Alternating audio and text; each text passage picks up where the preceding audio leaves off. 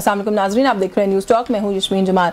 यानी कल एक बार फिर वज़ीर आला खैबर पख्तूनख्वा सुहेल आफरीदी ने बानी पीटीआई से मुलाकात की कोशिश की, जो गुज़िश्ता कोशिशों की तरह नाकाम साबित हुई। सुहेल आफरीदी का यह मौक़िफ़ था कि वज़ीर आला मुंतखब होने के बाद मेरी बानी पीटीआई से मुलाकात करवाई जाए ताकि मैं अपनी काबीना की तश्कील दे सकूँ और उनसे रहनुमाई ले सकूँ। लेकिन उन मुलाकातों की जो रिक्वेस्ट है वो हम देख रहे हैं कि एंटरटेन नहीं की जा रही। अब बानी पीटीआई की जानिब से सुहेल आफरीदी को यह हिदायत मिली है कि मुख्तसर काबीना की तश्कील की जाए। बानी पीटीआई ने वज़ीर आला खैबर पख्तूनख्वा को पैगाम देते हुए कहा है कि अपनी मर्जी से और हालात के तकाज़ों के मुताबिक मुख्तसर काबीना तश्कील दें, जिसके बाद ये इम्कान जाहिर किया जा रहा है कि कल होने वाले सेनेट के इलेक्शन के बाद खैबर पख्तूनख्वा की काबीना मार्ज़ वजूद में आ जाएगी। और अब तो काबीना की तश्कील इसलिए भी ज़रूरी थी कि कुछ कानूनी माहिरीन का यह कहना है कि काबीना की तश्कील में देर इमरजेंसी की राह हमवार कर सकती है। और रही बात कल होने वाले सेनेट इलेक्शन की, जिसमें शिबली फराज साहब की खाली होने वाली नशिस्त पर इंतखाब होना है, तो सुप्रीम कोर्ट ने पीटीआई की जानिब से इंतखाब मुलतवी करने की इस्तदा मुस्तरद करते हुए पेशावर हाई कोर्ट को फरीकैन को सुनकर फैसला करने की हिदायत कर दी है।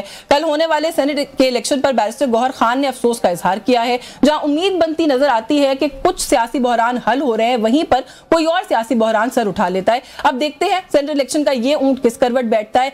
इधर कौमी असेंबली में अपोजिशन लीडर की तकरूरी का मसला अभी तक हल नहीं हुआ। आज पीटीआई के वफ्द की मुलाकात मौलाना फजल रहमान से हुई, जिसमें मौलाना फजल रहमान ने महमूद खान अचकजई को अपोजिशन लीडर बनाने पर आमादगी का इजहार कर दिया है। ये कुछ इश्यूज हैं, इन पर बात करेंगे आज के इस प्रोग्राम में, और साथ ही साथ कुछ पाकिस्तान और अफगानिस्तान के जो मुज़ाकरात नाकाम हुए, कोशिश करेंगे कि उन पर भी आज की सिटिंग में बात करें। हमें ज्वाइन के सीनियर रहनुमा पाकिस्तान तहरीक इंसाफ के सेनेटर डॉक्टर हुमायूं मोमन साहब ने, बहुत शुक्रिया सर आपका, आपने प्रोग्राम में वक्त दिया। पाकिस्तान मुस्लिम लीग नवाज के सीनियर रहनुमा मेंबर है नेशनल असेंबली के शुमाइला राना साहब हमारे साथ मौजूद है, बहुत शुक्रिया आपका भी शुमाइला, आपके वक्त के लिए। मैं सेनेटर साहब आपसे गुफ्तगू का आगाज करूँ। इशूज तो बहुत सारे हैं, और जो मैं अभी कह रही थी ना कि लगता है कि एक क्राइसिस खत्म होता है तो एक और क्राइसिस जो है वो स्टार्ट हो जाता है।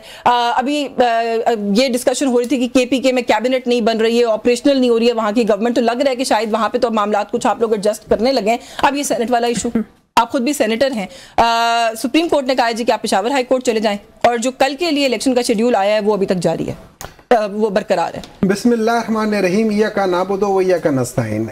देखिए इस तरह है कि ये जो अब मैं इसको डिवाइड कर रहा हूं, मैं इस पूरे जो पॉलिटिकल सिस्टम को दो चीजों में डिवाइड कर रहा हूं। एक टोटल मैरिट बेस्ड पॉलिटिकल लोग, और एक सारे वो जो कि non merit based with nothing behind, only 17 seats, and this is not me who is saying it. ये मिफ्ता इस्माइल ने भी कहा हुआ है, ये दो गवर्नर्स ने कहा हुआ है, ये सारे जो उनकी जमात छोड़ कर गए हैं ना, तो क्या कहेंगे? छोड़ देना, ये नहीं छोड़ के नहीं गए। ये देखिए, ये कमिश्नर ने भी कहा हुआ है। उस दिन के बाद कमिश्नर को आपको पता है कहाँ है वो कमिश्नर? Do you understand? अच्छा, अब मैं आ जाता हूं कि इस चीज के ऊपर देखिए इस तरह है। कानून क्या कहता है? कानून ये कहता है कि मेरे खिलाफ केस डिसाइड हो गया और मैं कन्विक्ट हो गया। अब election commission can not directly बगैर किसी रेफरेंस के मुझे नहीं कर सकता, वो नहीं कर सकता। तो नंबर 2, मैं एक और बात भी बता देता हूं कि अगर मैं यहां से लेट्स से मैं as a elected member election के बाद मैं पहले 3 दिन में किसी भी पॉलिटिकल पार्टी को ज्वाइन करता हूं, तो मुझे उन 3 दिन का जो मुआवजा मिलता है पहले 3 दिन में वो रिजर्व सीट्स हैं। अगर मैं पार्लिमानी पार्टी या नॉन पार्लिमानी पार्टी को ज्वाइन 3 दिन बाद करता हूं, या 3 महीने बाद करता हूं, या 6 महीने बाद करता हूं, मुझे वो सीट्स नहीं मिलेंगी, लेकिन मैं आजाद नहीं डिक्लेयर होऊंगा। पीटीआई के जितने भी लोग थे, या वो सुन्नी इत्तेहाद के बनते या वो पीटीआई के बनते, वो आजाद नहीं बनते। अगेन इलेक्शन कमीशन ने ये गलत काम किया है। अब ये करना क्या चाह रहे हैं ये सारे लोग? ये करना ये चाह रहे हैं कि जैसे होते हैं ना, एक आप कहते हैं ये एक से बढ़कर होता है। आपने कभी सुतैली माँ और बच्चों के दरमियान का वो देखा है? वो बच्चा एक काम ठीक करता है, सुतैली माँ, वो दूसरा ऊपर डाल देती है, वो कर देती है। और या फिर सास बहू वाला है। हालांकि सास भी कभी बहू थी, वो तो अभी रिसेंटली थी, मुझे याद नहीं रहता। मैं बताता हूं, ये वो सास है जो जब बहू थी तब भी पैड़ी थी, आज भी पैड़ी है। ये वैसे ये भी ऐसे ही होता है। नहीं, ये है कितनी दफा सास बनी, कितनी दफा बहू बनी, ना सीखा ना सीख सकते। क्यों? अगेन वजह बात है, इमरान खान वैसे ही तो नहीं कहता कि एक तो ये अनपढ़ हैं, ऊपर से ये कोशिश भी नहीं करते। देखिए वो क्या कहते हैं, मोमिन जो होता है ना, वो एक सुराख से बार बार नहीं डसा जाता। हम लोग डसे गए। वाहिद लीडर नहीं है जो अपने पॉइंट के ऊपर खड़ा है, कहते हैं मैंने नहीं कॉम्प्रोमाइज करना। अगली दफा हुकूमत में आएंगे ये टेस्ट केस तब साबित होगा, अभी नहीं हो सकता। आई एग्री विद यू, लेकिन अब ये तो मानती है ना कि पहली बार जेल गया है और डट गया है, ये तो मानती है ना। आज तक पहले किसी ने नहीं किया ना, हर एक भाग जाता था, डील कर जाता था, ये तो नहीं करना। So at least there is something different about him.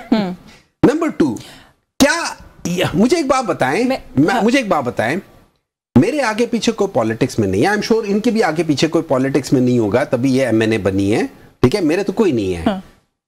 Chief minister क्या पे कुछ नहीं है, उसको मिलने क्यों नहीं देते? जेन मैनुअल उसको इजाजत देता है, कोर्ट उसको इजाजत देता है। मुझे ये बात बताएं, ये लोग कोर्ट की बात क्यों नहीं मानते? हर दफा हमें कहते हैं कोर्ट जाओ। जब हम कोर्ट जाते हैं, हालांकि 26वीं तरामीम के बाद ये एग्जेक्टिव कोर्ट है, क्यों?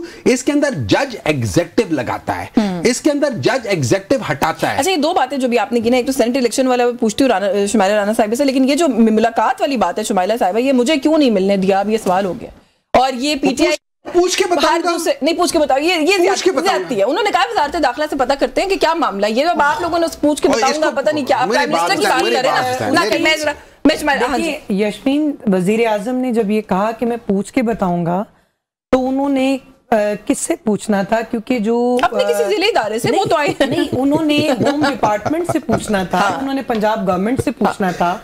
और ये जो जेल है वो होम डिपार्टमेंट के अंडर आती है, तो जाहिर सी बात है उन्होंने उन्हीं से पूछना था कि जी क्या है।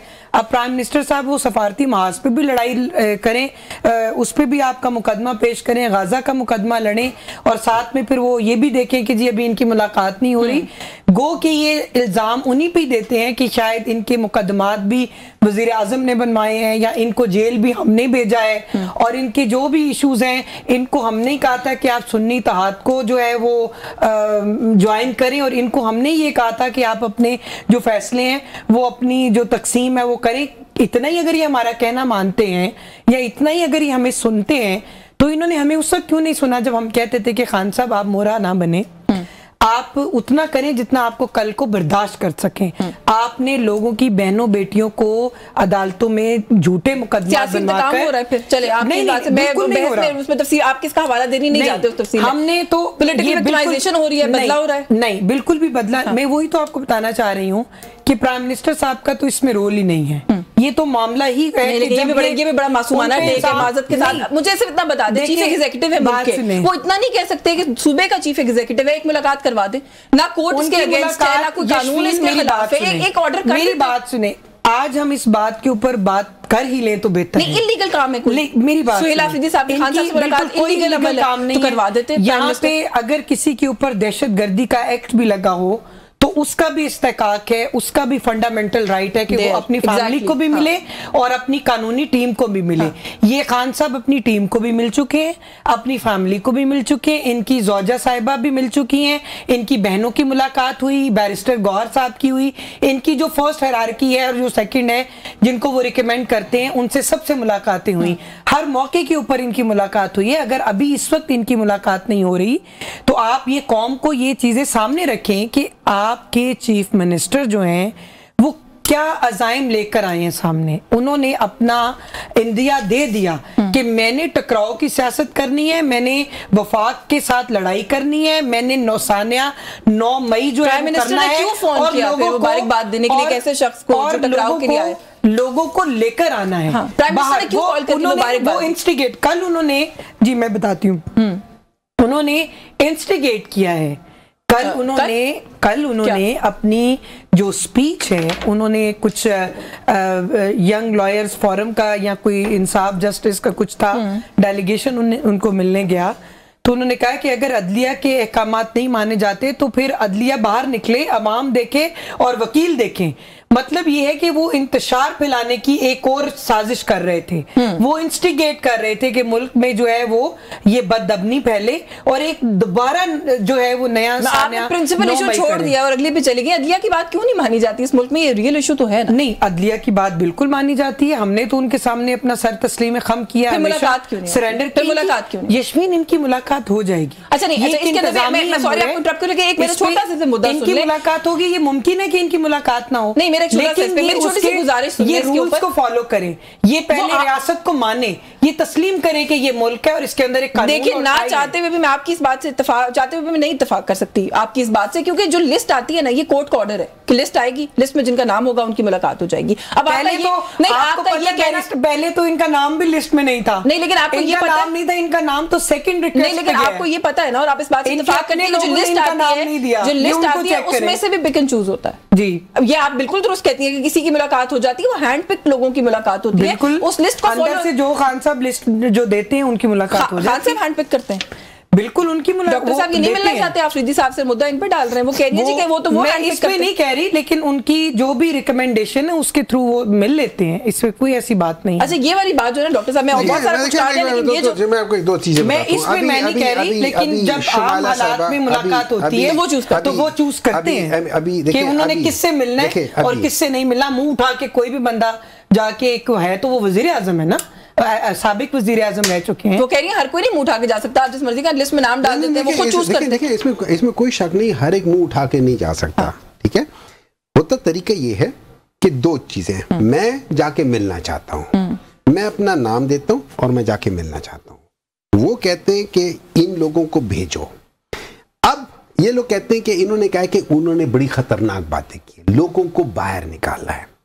ख्याल में इन्होंने शायद कॉन्स्टिट्यूशन आखिरी बार आई डोंट नो पढ़ा था, नहीं पढ़ा था, मैं आज बता देता हूं। पार्लियामेंटेरियन है ऐसे तो नहीं। बहुत सारे पार्लियामेंटेरियन, मैं आपको शर्त बताता हूं, उनको एक आर्टिकल। अच्छा, आप क्या हवाला दे रहे हैं? आप आर्टिकल 15, 16, 17, 18 ये सारे पढ़ ले। हमारे पास राइट है कि हम बाहर निकले, हमारे पास राइट है कि हम अदालत जाएं। हमारे पास आर्टिकल 15, 16, 17 की बात करते हैं और मुझे पढ़ा रहे हैं कानून, मैं कानून की तालिबा हूं।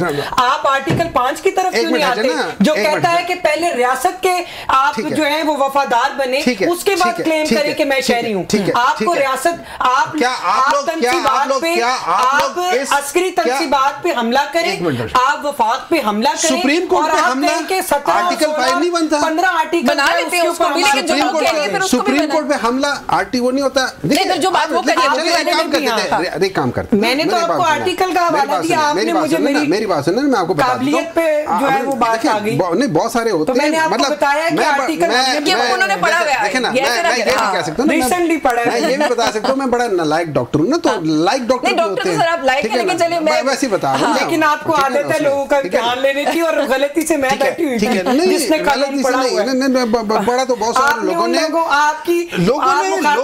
उन लोगों से जिन लोगों ने कानून पढ़ा है। अच्छा, मुझे बात कर लेने दें, कम से कम थोड़ा सा वो आ जाए। जिन लोगों ने कानून पढ़ा हुआ है ना, उसने 26वीं तरामीम के बाद इस कानून का सत्यानाश, का पूरी जुडिशरी का सत्यानाश कर दिया है। आपने देखा है वो जो जज साहब से पूछ रहे थे कि क्या आप लोग सुप्रीम कोर्ट का हिस्सा हैं, उन्होंने कहा हाँ हैं, तो उन्होंने कहा आप ये, उन्होंने कहा लेकिन ये तो दूसरा, उन्होंने कहा ये एक प्रोसीजर है, ये उसका छोटा हिस्सा है, आप मेन जो है वो सुप्रीम कोर्ट है। अच्छा, मुझे सर एक ब्रेक लेनी है, मैं आपसे गुफ्तगू शुरू कर लूंगी, क्योंकि जो बात अभी शुमाइला साहबा ने की ना, और आपने कहा कि जी प्रोटेस्ट करना सबका राइट है, प्रोटेस्ट करना राइट है, मैं इससे इत्तेफाक करती हूँ, लेकिन आगे जो कुछ कहा गया, क्या आप उससे इत्तेफाक करते हैं कि नहीं, मैं आपसे पूछूंगी इस ब्रेक के बाद। व्यूअर्स हमारे साथ रहे, बिल्कुल नहीं कर रहे उसका। जी, वेलकम बैक नाज़रीन। ब्रेक पे जाने से पहले यहाँ पे जो है वो बड़ी हीटेड डिस्कशन जो है वो मैं कहूँगी कि हो गई थी, लेकिन जो बात हो रही थी ना प्रोटेस्ट की बात, जहाँ पे आपकी वैलिड है बात, शुमाइला साहिबा की भी इनवैलिड नहीं है। प्रोटेस्ट करना सबका राइट है, लेकिन धमकियां देना, क्या हम आएंगे, हम आपके विफाक को बंद कर देंगे, हम तो निजाम की तब्दीली के लिए आए हैं। एक बात बताइए, मैं आपको एक बात बताता हूँ, let's for the sake of this, मैं ये कहता हूं कि जी मैं आऊंगा और मैं ये करूंगा और मैं वो करूंगा और फलाना करूंगा, जो भी मैं कहता हूं, धमकी देता हूं या जो मर्जी कहता हूं, ठीक है। जिस वक्त मैं आऊं और जिस वक्त मैं वो गलत काम करूं, I am liable for the punishment, I agree with that, ठीक है।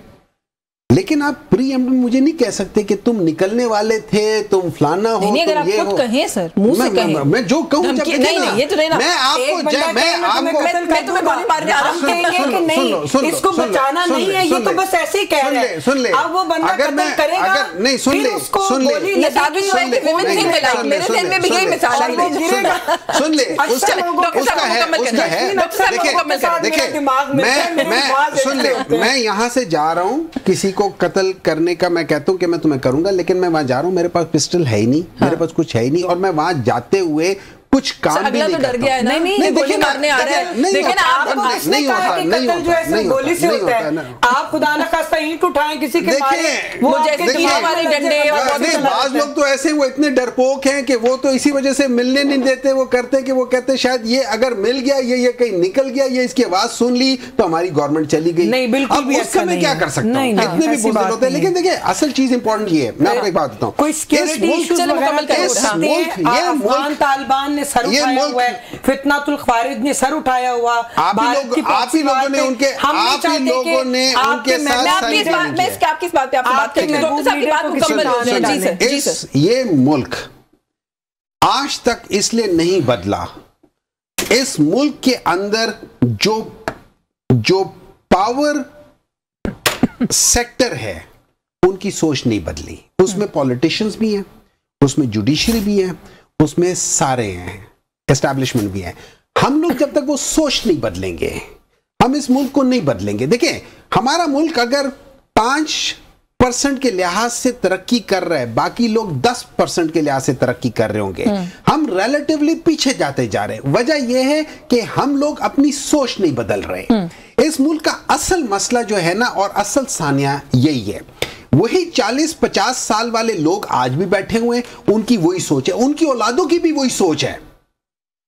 इस मुल्क में नई सोच जब तक नहीं आएगी, उस वक्त तक ये मुल्क आगे नहीं जा सकता। As simple as that. हुकूमत दी थी ना नई सोच, क्यों नहीं? अच्छा, मुझे एक बात बताएं, मैं एक बात बताता हूं, सुन ले, एक बात बताएं, एक चीज हमने बदली है, हमारे आने से पहले, वो क्या हमसे पहले था अजब इस जहां का मंजर, ठीक है, केपी वाले लोग किसी को एक टर्म से ज्यादा नहीं बर्दाश्त करते। बस यही बदला है सर। सुन लेना। अच्छा, आपको एक्चुअली अगर आप केपी को देखें ना, तो केपी में हमेशा चांद पहले नजर आता है, ठीक है।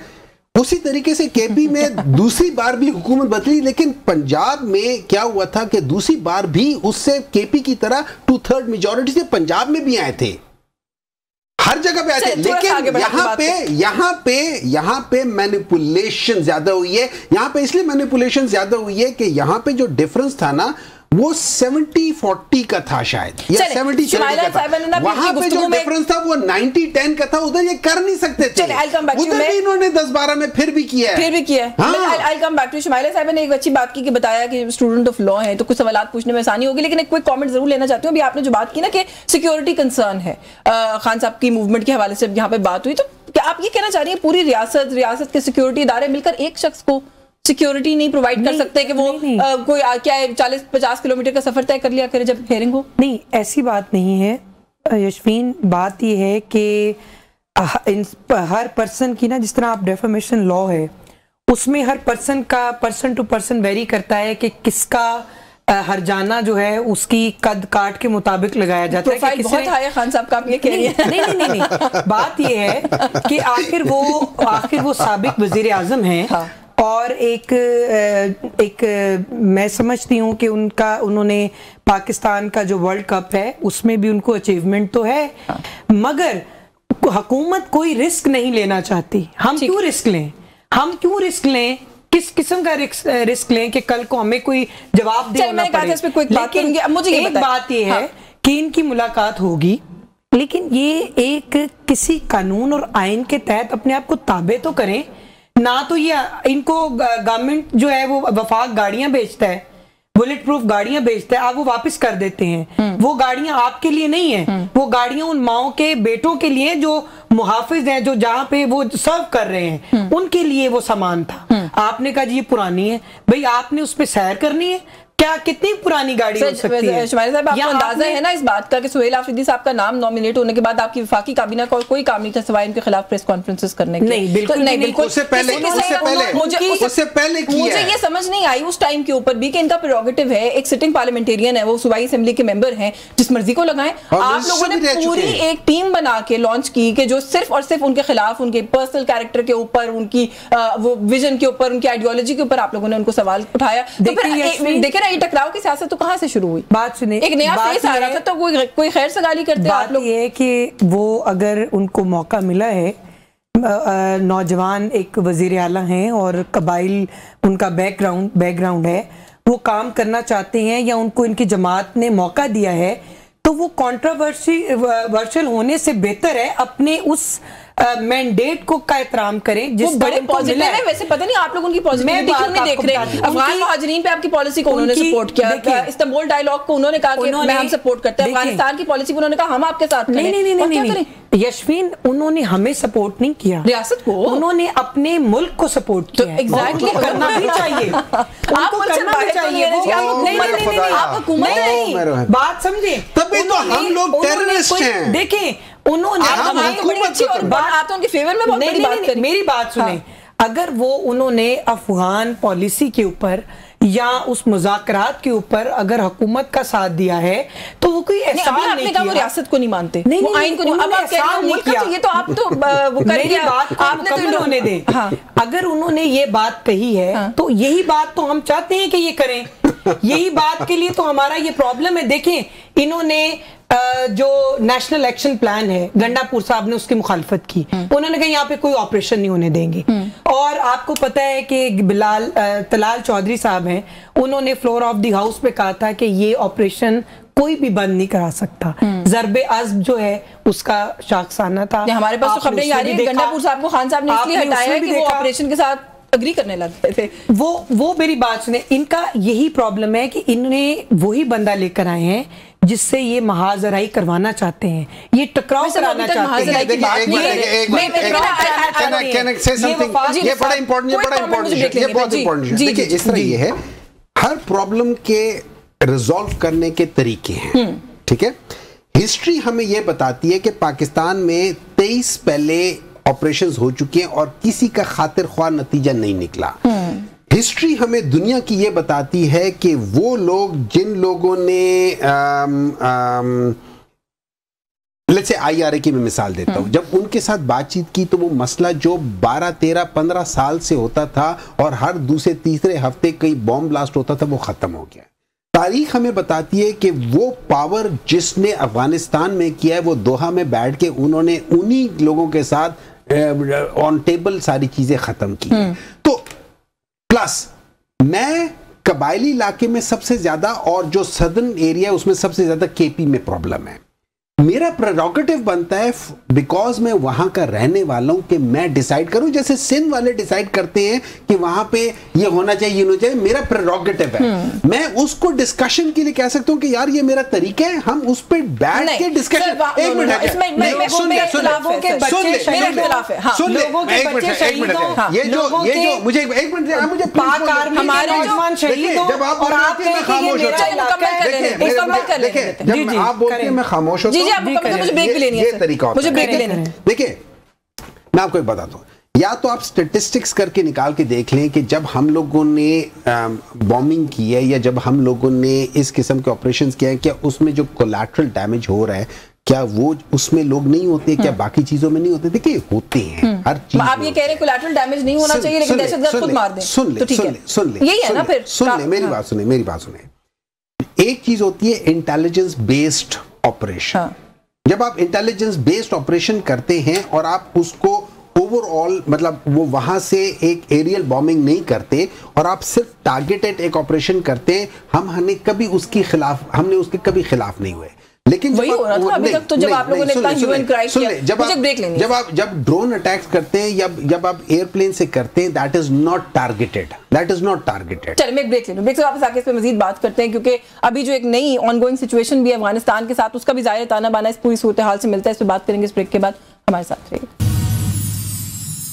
जी वेलकम बैक नाज़रीन। ब्रेक पर जाने से पहले शुमाइला साहिबा जो बात हो रही थी आपस में कुछ ऐड भी करना चाह रही थी। जो डॉक्टर साहब ने यहाँ पॉइंट रेज किया और जो पीटीआई बार बार कह रही है, यही बात जो डॉक्टर साहब कर रहे हैं वो यही कहते हैं कि हम ये नहीं कह रहे कि आप कोई कार्रवाई ना करें, हम सिर्फ ये कहते हैं कि आपको पहले जहाँ पे किसी भी सूबे के किसी भी इलाके के अंदर जब आपको कोई इस तरह की कार्रवाई करनी होती है, वहाँ का जो पॉपुलेशन है, जो वहाँ के लोग हैं, उनका ओपिनियन बनाना पड़ता है। पीटीआई नहीं कह रही खाली, मौलाना फजल रहमान भी कह रहे हैं, ये एमपी वाले भी कह रहे हैं, ये सारे केपी के सारे पॉलिटिकल पार्टीज कह रहे हैं। नहीं, मैं I just want to clear, it is not only PTI, it is also JUI and ANP, ये सारे कर रहे हैं। काउंटर इंसर्जेंसी में शुमाइला साहब बहुत अच्छा समझती हैं इस बात को कि जो पॉपुलेशन है वो अफेक्ट होती है उस इलाके की, कोलैटरल डैमेज की जो ये बात कर रहे थे, तो इस मुतालबे में क्या कोई गलत बात है? देखिए, ये मुतालबा इनका जो है वो गलत तो नहीं है, लेकिन आप मुझे ये बताइए कि जब आप अपने तमाम हरबे इस्तेमाल कर चुके हों और जो दहशतगर्द हैं वो उन एरियाज के अंदर पाए जाएं और इंटेलिजेंस बेस्ड जो ऑपरेशन है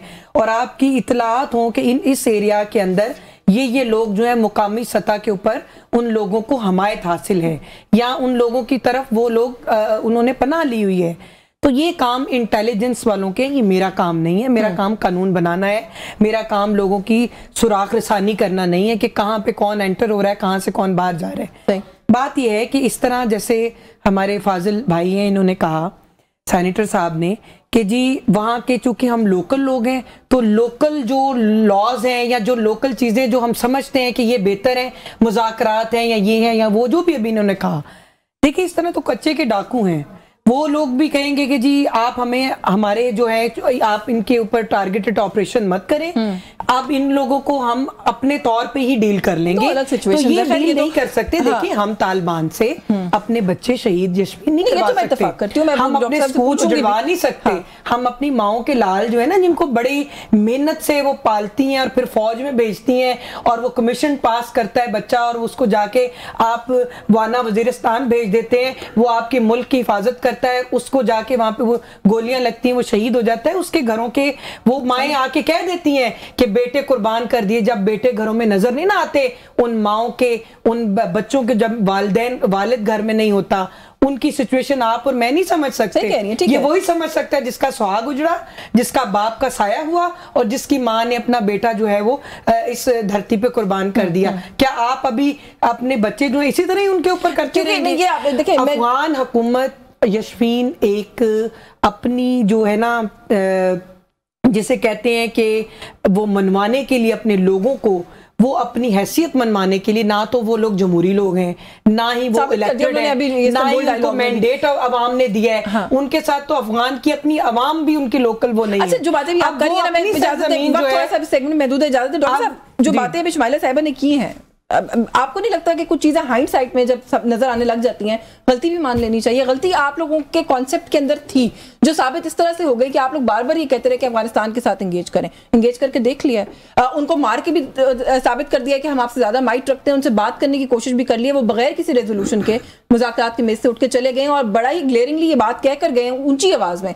कि हम टीटीपी की सरपरस्ती से हाथ नहीं उठाएंगे। देखिए इस तरह है, मैं आपको एक बात बताता हूँ, आप बिल्कुल सही कह रहे हैं। हर चीज का सही तरीका है, गलत तरीका है। इन्होंने जो कच्चे के डाकुओं की बात की थी, ओरिजिनली तो वहाँ की जो लोकल जो प्रोविंस है उन्हीं को डील करना चाहिए था, लेकिन फिर वो लड़ाई हो जाती कच्चे के डाकुओं में और पक्के के डाकुओं में, तो इस वजह से वो चीज हो नहीं रहा। वो पिछले साल से चल रहे कच्चे के डाकू एक जगह काम करे, लेकिन उससे आगे चल के अब आ जाते। देखिए सिंपल है, या तो खाली पीटीआई वाले कह रहे हो और बाकी जो पॉलिटिकल पार्टीज हैं जैसे जेयूआई है, जेयूआई की टेक्निकली स्पीकिंग बहुत बड़ा एक किरदार है केपी में, उनकी रूट्स हैं वहां पे, ठीक है, मतलब आप technically they are the second biggest party, ठीक है। वो क्या कह रहे हैं, वो भी तो यही कह रहे हैं ना सर, मैं ये तो कह रही हूँ, आप दोनों मान लेना, गलत कह रहे थे। नहीं मानी ना बात, अफगानिस्तान में आके ये लोग सही साबित हुए, इनकी पॉलिसी ठीक साबित हुई। मुझे एक बात बताएं, देखिए मैं आपको एक चीज समझाता हूँ।